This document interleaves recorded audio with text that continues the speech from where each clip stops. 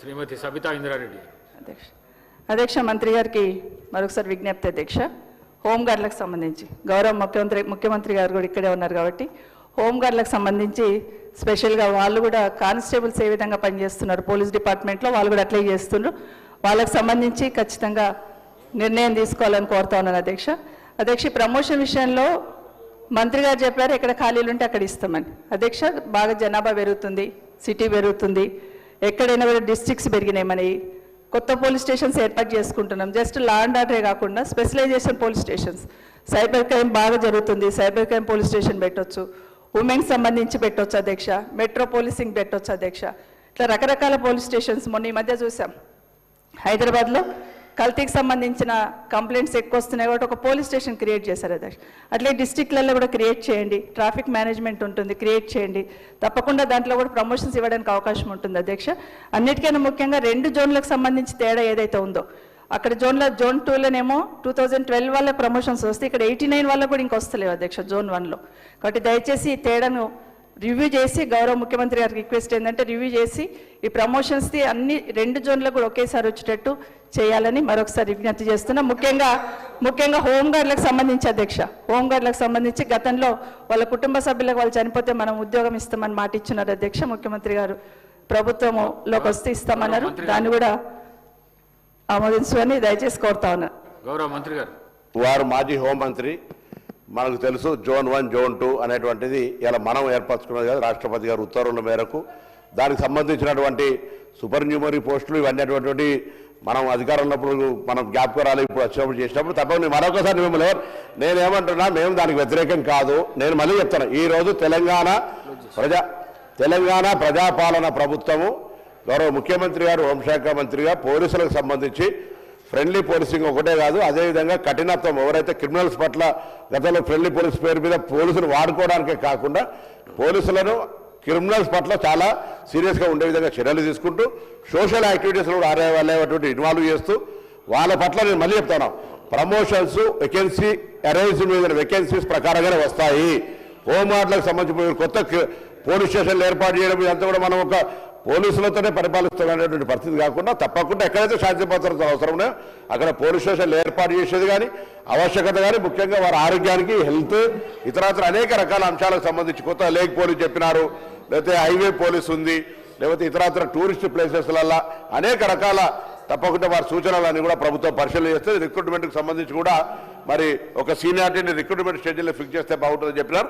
తప్పకుండా దాని పట్ల కూడా ఆలోచన చేస్తామనేటువంటి మాట కూడా ఈ సందర్భంగా మరి మీ ద్వారా సభ తెలియజేస్తాను అధ్యక్ష. Serial number 43, question number 2034, minister for medical and health. Speaker sir, answer to A, the number of patients availed ₹10 lakhs worth treatment under Rajiv Arogyasri. So far that answer yes sir, a total of 496 patients have availed treatment worth 37 crore after the enhancement of coverage under Rajiv Arogyasri scheme from 5 lakhs to 10 lakhs per family per annum in December 2023. The total dues payable after scrutiny of claims. Answer B sir, the total dues payable after scrutiny of claims under the scheme as of March 2026 is 727.75 crore. Answer C, no sir. Answer D, payment will be cleared shortly sir. Answer E, does not arise sir. Shri Kalvakuntla Sanjay.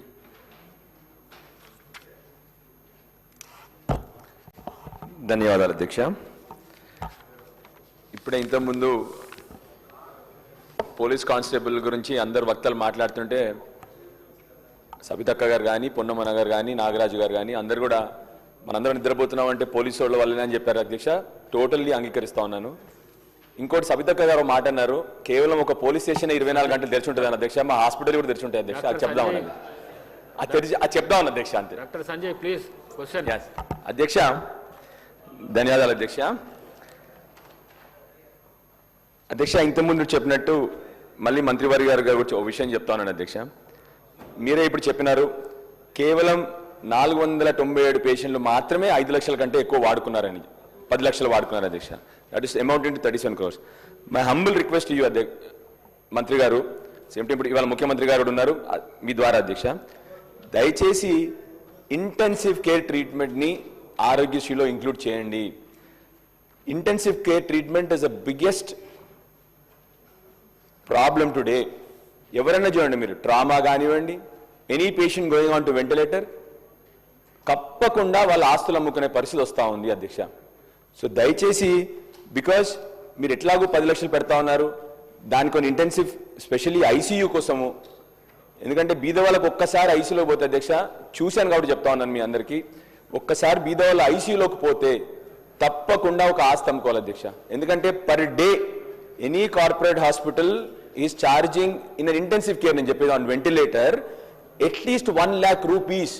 So అర్థం చేసుకోండి అధ్యక్ష, ఎవరన్నా 4 రోజులు 5 రోజులు కానీ intensive కేర్లో ఉంటే తప్పకుండా ఒక ఆస్తి అమ్ముకునే పరిస్థితి బీద వాళ్ళకి వస్తూ ఉంది అధ్యక్ష.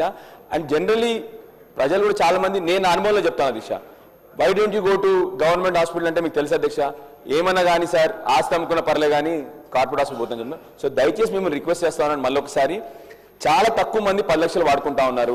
మీరు ఒక్కసారి ఐసీయూ కేర్ని కానీ కొన్ని హాస్పిటల్స్లో పెట్టండి, ప్రతి జిల్లాలో ఒక హాస్పిటల్, 3 హాస్పిటల్స్ ఆరోగ్యశ్రీలో ఐసీయూ కేర్ పెడతారా, వెంటిలేటర్ పెడతారా, ట్రామా పాలిట్రామా పెడతారా, దయచేసి తప్పకుండా పెట్టాలని చెప్పి మేము కోరుతాం అధ్యక్ష. అదేవిధంగా మీతో చిన్న రిక్వెస్ట్, ఆరోగ్యశ్రీ ఇంకా మీరు గ్రీన్ ఛానల్ అన్నారు కానీ 1 year నుంచి పెండింగ్లో ఉన్నాయి. ఏమవుతా ఉందంటే క్లెయిమెంట్ వరకు పోతా ఉన్న తర్వాత కానీ పేమెంట్ క్లెయిమ్ వచ్చే లోపల ఈ మధ్య గ్యాప్లోనే చాలా రోజులు గ్యాప్ వస్తూ ఉంది. సో దయచేసి మీతో రిక్వెస్ట్ ఏంటంటే అది తొందరగా చేయండి. రెండోది ఈహెచ్ఎస్ సంబంధించి 2 నెలల నుంచి పెండింగ్లో ఉంది. రెండోది ఈహెచ్ఎస్లో ఇంకా చిన్న ఉదాహరణ చెప్తాను నేను అధ్యక్ష, లాంగ్ బోన్ ఫ్రాక్చర్ అంటే థై బోన్ ఫ్రాక్చర్ గురించి చెప్తాను. ఆరోగ్యశ్రీలో 40,000 ఉంది, కానీ ఈహెచ్ఎస్ వచ్చేసరికి కేవలం 30,000 ప్యాకేజ్. మీరు నమ్మరు, ఒక మామూలు కార్పొరేట్ హాస్పిటల్లో కూడా 50,000 సర్జన్ ఫీ ఉంటుంది అధ్యక్ష, 50,000 సర్జన్ ఫీ ఉంటుంది. అలాంటిది మనం మొత్తం ట్రీట్మెంట్కి ఈహెచ్ఎస్లో 30,000 రూపాయలు పెడితే వాళ్ళు నడిపించలేరు, క్వాలిటీ తప్పకుండా పడిపోద్ది. కాబట్టి మీతో నా హంబుల్ రిక్వెస్ట్, ఎట్టి పరిస్థితుల్లో కూడా దాని ప్రైజెస్ పెంచండి ఈహెచ్ఎస్లో. రెండోది సేమ్ టైం వాళ్ళ బిల్స్ ఏదైతే 2 ఏళ్ళ నుంచి పెండింగ్లో ఉన్నాయో అవి ఇమ్మీడియట్గా ఆ హాస్పిటల్స్కి వచ్చేటట్టు చూసుకోండి. మూడోది మీతో చిన్న రిక్వెస్ట్ ఏంటంటే అధ్యక్ష, కొన్ని స్పెషాలిటీ హాస్పిటల్స్ ఉంటాయి, అంటే take for example and orthopaedic hospital or an ENT hospital. ఏమవుతుంది అక్కడ వాళ్ళకి జనరల్లీ 20 బెడ్ల నుండి 25 బెడ్ల వరకే ఉంటాయి. కానీ మన గైడ్ లైన్స్ ఏంటి, ఆరోగ్యశ్రీలో ఐసీయూ ఉండాలి, 50 బెడ్స్ ఉండాలి అని. If you can tweak it little, అంటే ఈ స్పెషాలిటీ హాస్పిటల్స్కి, సింగిల్ స్పెషాలిటీ హాస్పిటల్స్కి if you could give Aarogyasri మంచిగా ఉంటుంది అధ్యక్ష. ఎందుకంటే multiple doctors and multiple hospitals will cater to patients. General ఇప్పుడు ఏమవుతోంది, ఒక టౌన్లో ఒకటే హాస్పిటల్ కేటర్ చేస్తూ ఉంది ఆరోగ్యశ్రీలో, ఎందుకంటే చాలా తక్కువ టౌన్స్లో 50 పడకల ఆసుపత్రులు ఉంటాయి కాబట్టి. సో నేనేమంటానంటే అధ్యక్ష, సింగిల్ స్పెషాలిటీస్ ఉన్న దాంట్లో కొద్దిగా ట్వీక్ చేయండి, where even if it's 25 bed hospital, 20 bed hospital, orthopaedics ఒకటి, ఈఎన్టీకి సపరేట్, అలాంటివి ఏమైనా చేయగలిగితే బాగుంటుందని చెప్పి మీతో చదివి. 4th టాపిక్ అధ్యక్ష, ప్రతి ఒక్క ఆరోగ్యశ్రీ హాస్పిటల్లో డిఅడిక్షన్ సెంటర్స్ కూడా పెట్టండి దయచేసి, నా రిక్వెస్ట్. ఒక కౌన్సిలర్, ఒక deaddiction centre, it is a big problem. మనందరం దాన్ని రాజకీయంగా అటు ఇటు అనుకుంటా ఉన్నాం కానీ దయచేసి it is a big problem in towns, rural areas today. I hope everybody in this assembly agrees with me. చాలా పెద్ద ప్రాబ్లం అధ్యక్ష. సో దయచేసి మీతో కోరేది ఏంటంటే ఆరోగ్యశ్రీలోనే డిఅడిక్షన్ సెంటర్స్ని కూడా పెట్టేటట్టు మీరు చేయాలి. అదేవిధంగా ఇప్పుడు మనకి ప్రతి కాన్స్టిట్యున్సీలో 100 పడకల ఆసుపత్రి ఉంది, ప్రతి జిల్లా హెడ్ క్వార్టర్లో మెడికల్ కాలేజ్ ఉంది, హాస్పిటల్స్ ఉన్నాయి, అక్కడ కూడా డిఅడిక్షన్ సెంటర్స్ పెడితే మంచిగా ఉంటుంది అని చెప్పేసి మీతో కోరికలు. రెండోది, ఒక్క నిమిషం కంప్లీట్ చేయాలి. ఇవాళ ముఖ్యమంత్రి గారు వచ్చారు కాబట్టి చిన్న డివైడ్ అవుతాను సార్. మొన్న ఆరోగ్య శాఖ మంత్రి గారు మొన్న బ్రహ్మాండంగా మీరు చెప్పారు 43 ఏది ఎంఎంఆర్ గురించి మాట్లాడుతూ we improved a lot. Yes, I agree with you. కానీ దేశం యావరేజ్ మనకి 43, గత 3.5 ఏళ్ళ నుంచి 43 ఉంటా ఉంది. దేశం యావరేజ్ మాత్రం 97 నుంచి 88కి ఇంప్రూవ్ అయింది. నా humble request you, why I tell you also. ఉదాహరణకి మీరు 25లో ఫ్యాక్టర్స్ ఇన్ఫ్లుయెన్సింగ్, అంటే initiative influencing maternal health outcomes పెట్టారు మీరు. ఏంటంటే దాంట్లో పెట్టింది మీరు అమ్మ ఒడి ఒకటి పెట్టారు, మీరు ఎంసీహెచ్ కిట్ పెట్టారు, అదేవిధంగా అనీమియా ముక్త్ భారత్. కానీ ఈసారి మళ్ళీ మీరు పోయినసారి యాడ్ చేసిన ఎంసీహెచ్ కిట్ ఈసారి మళ్ళీ తీశారు మీరు. ఇప్పుడు ఈసారి కేవలం అమ్మఒడి సర్వీసెస్ అనీమియా ముక్త్ భారత్ చేశారు. అంతకుముందు మిమ్మల్ని పదే పదే రిక్వెస్ట్ చేస్తే మీరు పోయినసారి ఎంసీహెచ్ కిట్ అని పెట్టారు, mother and child health care kit అని. దయచేసి మీకు ఒక రిక్వెస్ట్ నేను యాక్చువల్లీ మీరు చూస్తే by 23 we came down to 43 MMR. But past 3.5 years we have not improved at all. ఎందుకు చెప్తాను మీకు? అప్పుడు ఆ రోజు ఏమేంటి factors which influenced Ammavodi, there was KCR kit, there was KCR nutrition kit, there was anaemia Mukt Bharat, there was Arogya Lakshmi. So నా humble request ఏంటంటే sir, I mean whatever మనం మీ పోయినసారి ఎంసీహెచ్ కిట్ పెట్టారు, దాంట్లో మోస్ట్ ఇంపార్టెంట్ పోయినసారి కూడా మీ వాళ్ళు రాసినప్పుడు మన వాళ్ళు ఏం రాశారంటే మన officers women get financial assistance of 12,000 for male and 13,000 for girl child. అంటే మేరే అన్ని కూడా కిట్లో సబ్బులు అవన్నీ ఉంటాయి. కానీ actually the idea behind the 12,000 and 13,000 is it is actually wage compensation for women. Because generally తెలంగాణలో మహిళలు 9వ నెలలో కూడా పనిచేస్తారు చాలా మంది. మళ్ళీ ఏమవుద్ది, పిల్లోడు పుట్టగానే మళ్ళీ ఇమీడియట్ గా పనికి పోతారు. So that 12,000, 13,000 rupees is actually wage compensation. So మా హంబుల్ రిక్వెస్ట్ యూ ప్లీజ్, నిన్న చాలా గొడవ అయింది ఇక్కడ, నా humble request use Indiramma kit అని మనం పెడదాము, కానీ పెట్టండి. Because it really has change. MMR తగ్గడానికి కానీ ఐఎంఆర్ తగ్గడానికి కానీ చాలా చాలా సహకరించింది. ఈసారి మొత్తానికి అది తీసేసినారు కాబట్టి నా హంబుల్ రిక్వెస్ట్, ముఖ్యమంత్రి గారు వచ్చారు వాళ్ళ అసెంబ్లీలో, ప్లీజ్ యాడ్ ఇట్ సార్. నిజంగా it really helps. It's wage compensation ఒకటి, సేమ్ టైం వేజ్ కంపెన్సేషన్ జరుగుతూ ఉంది, same time women health, child health is very good. That is the reason MMR కానీ ఐఎంఆర్ ఇన్ఫెంట్ మోర్టాలిటీ రేట్ కానీ maternal mortality rate బాగా తగ్గింది. మీరు చూస్తే ఇంకొకటి జరిగింది ఈసారి. అంతకుముందు హాస్పిటల్, గవర్నమెంట్ హాస్పిటల్ డెలివరీ 23 కల్లా 61% చేరినాం. ఈ సంవత్సరం మళ్ళీ మనం 50%కి వచ్చేసినాం government hospital delivery. So you understand what is happening? Because these facilities are not there now. The government hospital deliveries are again coming down now. Again people are going to private hospitals. మళ్ళీ private hospital పోతా ఉన్నారు. మళ్ళీ వాళ్ళ మీద బోలేనంత వాళ్ళ మీద మళ్ళీ strain పడుతుంది. So my humble request you again, sorry for deviating from the topic, కానీ my humble request you again is please try to add this MCH kit, mother and child health kit అని చెప్పి నేను కోరుతా ఉన్నాను. Thank you అధ్యక్ష, thank you so much. Harish Rao garu. అధ్యక్ష, గౌరవ సభ్యులు డాక్టర్ సంజయ్ గారు చాలా చక్కగా ఒక డాక్టర్గా తనకుండే అనుభవంతో మంచి విలువైనటువంటి సూచనలు ఇచ్చారు. ఐ రిక్వెస్ట్ ద మినిస్టర్ గారు దాన్ని పాజిటివ్గా తీసుకొని సంజయ్ గారు సూచనలు తీసుకుంటారని భావిస్తూ ఒక 2-3 ఈ ఆరోగ్యశ్రీకి సంబంధించి మంత్రి గారితో నా సూచన ప్లస్ కొన్ని జరుగుతున్నటువంటి విషయాలు ప్రభుత్వం దృష్టికి తేవాలనేటువంటి ఆలోచన. అధ్యక్ష, ఆరోగ్యశ్రీ అనేది డాక్టర్ వైఎస్ రాజశేఖర రెడ్డి గారు ప్రారంభించిన పథకం. మరి మా ప్రభుత్వం వచ్చిన తర్వాత కూడా ఇది ఒక మంచి కార్యక్రమం అని చెప్పి ఈ ఆరోగ్యశ్రీని 2 లక్షల రూపాయల నుంచి ఆ రోజు 5 లక్షల రూపాయలకు పెంచి ఈ పథకాన్ని బీఆర్ఎస్ ప్రభుత్వం కొనసాగించింది. అధ్యక్ష, సో బీఆర్ఎస్ ప్రభుత్వ హయాంలో దాదాపు మేము 8,000 కోట్ల రూపాయలు ఖర్చు పెట్టి 18 లక్షల మందికి బీఆర్ఎస్ సమయంలో ఆరోగ్యశ్రీ కింద సేవలు అందించడం జరిగింది. సరే, మీ ప్రభుత్వం వచ్చిన తర్వాత మీరు ఏమన్నారంటే దీన్ని 5 లక్షల నుంచి 10 లక్షల రూపాయల వరకు పెంచుతామని చెప్పారు. కానీ ఇలా మంత్రి గారు ఇచ్చిన సమాధానంతో మనకు చాలా స్పష్టంగా ఏమర్థమవుతుందంటే అధ్యక్ష, ఈ 5 లక్షల నుంచి 10 లక్షల రూపాయలకు పెంచడం వల్ల ఈ ప్రభుత్వం వచ్చిన 2.5 సంవత్సరాల్లో ఎంతమంది లబ్ధి పొందారంటే కేవలం 496 మంది మాత్రమే లబ్ధి పొందారు ఈ 2.5 yearsలో. కారణం ఏంటి అంటే ముఖ్యంగా కార్పొరేట్ ఆసుపత్రులు ఈ మేజర్ సర్జరీస్కు ఆరోగ్యశ్రీ కింద ట్రీట్మెంట్ ఇవ్వడం లేదు. దాని మీద రివ్యూ చేయండి, ఎందుకు ఈ అవకాశాన్ని ప్రజలు పొందలేకపోతున్నారో రివ్యూ చేయండి.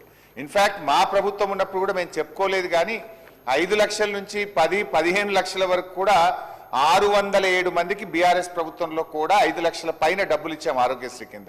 607 పీపుల్ వేరియస్ సర్జరీస్కు ఆరోగ్యశ్రీ కింద అప్ టు 10 లక్షల వరకు కూడా బీఆర్ఎస్ ప్రభుత్వం కూడా ఇచ్చింది. కానీ మీరు ఇచ్చింది 496 మాత్రమే. కాకపోతే మేము చెప్పుకోలేదు, మీరు చెప్పుకున్నారు. అయితే అధ్యక్ష, బట్ నేను గవర్నమెంట్తో కోరేది, ముఖ్యమంత్రి గారు, ఆరోగ్య మంత్రి గారు పదే పదే ఏం చెప్తున్నారంటే మేము గ్రీన్ ఛానల్లో ఆరోగ్యశ్రీకి నిధులు విడుదల చేస్తున్నామన్నారు. మీరు 5 లక్షల నుంచి 10 లక్షలు చేస్తే మరి బడ్జెట్ పెరగాలి, ఖర్చు పెరగాలి. 2023-24లో బీఆర్ఎస్ ప్రభుత్వ హయాంలో ఆరోగ్యశ్రీ మీద పెట్టిన ఖర్చు 1,067 కోట్లు. కాంగ్రెస్ ప్రభుత్వం వచ్చిన తర్వాత 2024-25లో ఆరోగ్యశ్రీ మీద మీరు పెట్టిన ఖర్చు 971 కోట్లు. మరి ఖర్చు పెరుగుతుందా తగ్గుతుందా అధ్యక్ష? 5 లక్షల నుంచి 10 లక్షలకు పెరిగినప్పుడు మరి అవకాశాలు పెరగాలి, రోగులు ఎక్కువ వాడుకోవాలి, ఖర్చు ఎక్కువ జరగాలి. కానీ బడ్జెట్ రిలీజ్ జరగడం లేదు, కేటాయింపులు జరగడం లేదు. ఈ రోజు 2-3 సార్లు ఇప్పటికీ ప్రైవేట్ ఆసుపత్రులు మీకు నోటీస్ ఇచ్చారు, మేము ఆరోగ్యశ్రీ సేవలు బంద్ చేస్తాం, మాకు బిల్లులు రిలీజ్ కావడం లేదని పలుమార్లు ప్రభుత్వానికి నోటీస్ ఇచ్చారు. మీరు వాళ్ళని పిలిచారు, మాట్లాడారు, టైం పెట్టినారు, కానీ ఇప్పటి వరకు కూడా వాళ్ళకి డబ్బులు విడుదల కాలేదు. చిన్న చిన్న ఆసుపత్రులు మూతపడేటువంటి పరిస్థితి ఏర్పడ్డది. దయచేసి ఈ రోజు నేను మంత్రి గారిని సూటిగా అడుగుతా ఉన్నా, ఆరోగ్యశ్రీ కింద as on today pending bills ఎన్ని ఉన్నాయి, బిల్స్ రెడీ ఫర్ పేమెంట్ ఎంత, బిల్స్ అండర్ స్క్రూటినీ మీ డిపార్ట్మెంట్లో ఎంత ఉన్నాయి, ఎప్పట్లోగా ఈ ఆరోగ్యశ్రీ బిల్లులు చెల్లిస్తారు? ఎందుకంటే మీరు బిల్స్ పే చేస్తే ప్రైవేట్ ఆసుపత్రులు కూడా ఎంకరేజ్మెంట్ ఉంటుంది, వాళ్ళు ఇంకా మరిన్ని కేసులు టేకప్ చేస్తారు, పేదలకు మేలు జరిగేటువంటి అవకాశం ఉంటుంది. ఇటు ప్రభుత్వ ఆసుపత్రులకు ఇటు ప్రైవేట్ ఆసుపత్రులకు కూడా ఆరోగ్యశ్రీ బిల్లులు పెండింగ్ లో ఉండడం వల్ల ఇబ్బంది జరుగుతూ ఉంది. మీరు ఇచ్చిన హామీ ప్రకారం దీన్ని గ్రీన్ ఛానల్లో పెట్టి ఈ ఆరోగ్యశ్రీ బిల్లులు ఎప్పటికప్పుడు విడుదల చేయాలని మీ ద్వారా ప్రభుత్వాన్ని కోరుతున్నాం. గౌరవ మంత్రి గారు.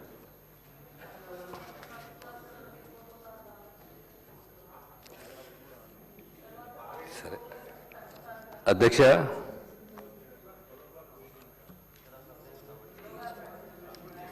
ప్రతిసారి ఈ శాఖకు సంబంధించి చర్చ వచ్చినా, ప్రశ్నలు వచ్చినా, డిస్కషన్ వచ్చినా గౌరవ సభ్యులు సంజయ్ గారు మంచి ప్రశ్న ఉంటుంది, గైడెన్స్ కూడా ఉంటుంది అధ్యక్ష. I should appreciate him. ఇందులో ఈ ఆరోగ్యశ్రీలో ఐసీయూ కేర్ ట్రీట్మెంట్ని ఇంక్లూడ్ చేయాలని చెప్పి ఒక ప్రస్తావన చేశారు. తర్వాత ఈ రేట్ రివిజన్ కూడా పర్టికులర్లీ లాంగ్ బోన్ ఫ్రాక్చర్కి సంబంధించి ఒక ఉదాహరణ ఇస్తూ ప్రస్తావించారు అధ్యక్ష. అదే రకంగా ప్రతి ఒక్క జీజీహెచ్లో ఒక డీ అడిక్షన్ సెంటర్ ఉండాలి అని చెప్పేసి, జిల్లాలో డీ అడిక్షన్ సెంటర్ ఉండాలి, స్థాపించాలి, నడవాలి అని చెప్పేసి కూడా ఒకటి వారు సూచించారు.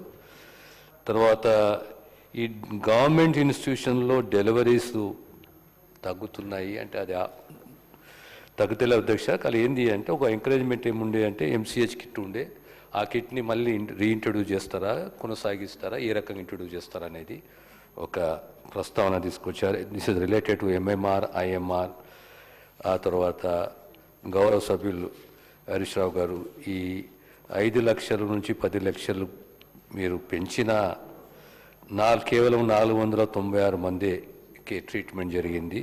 It is about 37 crores and odd అని చెప్పేసి. తర్వాత ఈ గ్రీన్ ఛానల్ పేమెంట్స్, తర్వాత ఈ బడ్జెట్ స్క్రూటినైజ్డ్ ఎంత అయింది అమౌంట్, అన్స్క్రూటినైజ్డ్ అమౌంట్ ఎంత ఉన్నది, ఎప్పటిలోపట ఈ మధ్యలో ఆ ఎంపానల్ ప్రైవేట్ హాస్పిటల్ పిలిచి కూడా చర్చించాము అధ్యక్ష. వారితో మాట్లాడిన తర్వాత వాళ్ళకి అష్యూరెన్స్ కూడా ఇచ్చాము. ఇచ్చే ప్రతి నెల సుమారు 60 కోట్ల వరకు కమిట్మెంట్ తోటి రిలీజ్ చేస్తున్నాము. కానీ అయినా సుమారు ఓవరాల్గా స్క్రూటనైజ్డ్ బిల్లు 250 కోట్ల వరకు ఉంది, అన్స్క్రూటనైజ్డ్ ఇంకొక 250 కోట్లు ఉంది. ఓవరాల్గా 700 పైచీలకు పేమెంట్ చేయాలి అధ్యక్ష. ఈ పేమెంట్స్ అనేది ఇది కంటిన్యూస్ ప్రాసెస్. మనం అందరం కూడా 2 అంశాలపైన దృష్టి పెట్టాలి అధ్యక్ష. ఒకటి ఆరోగ్యశ్రీ యొక్క పాత్ర ఏంది, రెండోది how long should we continue with empanelled hospitals policy అనేది ఒకటి. మనకు రెఫరల్ సిస్టంలో హాస్పిటల్స్ ఉన్నాయి, ఆ హాస్పిటల్ నీ ఒక్క సమాచారం అందిస్తుంది అధ్యక్ష. ఈరోజు ప్రైవేట్ హాస్పిటల్స్కు స్క్రూటనైజ్ 200 కోట్లు రిలీజ్ చేయాలి, ఇంకా 250 కోట్ల రూపాయలు అన్స్క్రూటనైజ్ ఉన్నది రిలీజ్ చేయాలి.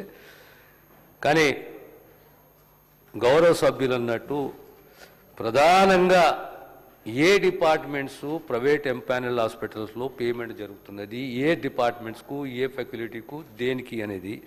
కార్డియాలజీ ఉన్నది, ఎవ్రీ మంత్ అట్లీస్ట్ 15 crores అవుతున్నది. ఆర్థోపెడిక్ ఉన్నది, ఎవ్రీ మంత్ 10 crores అవుతుంది. ఆనకాలజీ ఉన్నది ఎవ్రీ మంత్ అబౌట్ 8 crores అవుతుంది. నెఫ్రో సైన్సెస్ ఉంది అబౌట్ 5.5 crores. తర్వాత ఆప్థలమాలజీ ఉన్నది అబౌట్ 2 crores. Paediatric 2.5 crores. అంటే basically cardiology, oncology, nephrology are playing a very important role. ఇది జిల్లా స్థాయిలో మనకున్న ప్రతి జిల్లాలో మనకున్న టీచింగ్ హాస్పిటల్స్, ఆ టీచింగ్ హాస్పిటల్స్లో ఈ డిపార్ట్మెంట్స్ని స్ట్రెంథెన్ చేసుకోవాలి. రెఫరల్ సిస్టంలో ఏరియా హాస్పిటల్సే కానీ 100 బెడ్డే కానీ సిఎస్సి 50 బెడెడ్ 30 బెడ్డే కానీ దీన్ని స్ట్రెంథెన్ చేసుకొని నిన్న కూడా నేను మాట నేటి మొన్న కూడా 90% of the treatment should be at the district level. ఏ డిపార్ట్మెంట్స్లో అయితే ఆరోగ్యశ్రీ ఎంపానల్డ్ హాస్పిటల్కు ఎక్కువ పే చేస్తున్నదో ఆ సర్వీసెస్ మనం స్ట్రెంథెన్ చేసుకొని ఆ సర్వీసెస్ని అందజేయాలి. ఇకపోతే పేమెంట్కి వచ్చే వరకు గ్రీన్ ఛానల్ అనేది వీళ్ళు ఇంప్లిమెంటెడ్. ఈ స్క్రూటనైజ్ బిల్స్ కూడా త్వరితగతిన పేమెంట్ చేస్తామనే విషయాన్ని గౌరవ సభ్యులకు తెలియజేస్తూ ఆరోగ్యశ్రీలో రివైజ్ రేట్స్ కూడా ఇంప్లిమెంట్ చేస్తున్నాము. సుమారు 1375 ప్రొసీజర్స్కు రేట్స్ రివైజ్ చేశాము. అయినా ఈ మధ్యకాలంలో మళ్ళీ డిమాండ్ వస్తున్నది, revisit the rates, revision of rates for the procedures అని చెప్పి.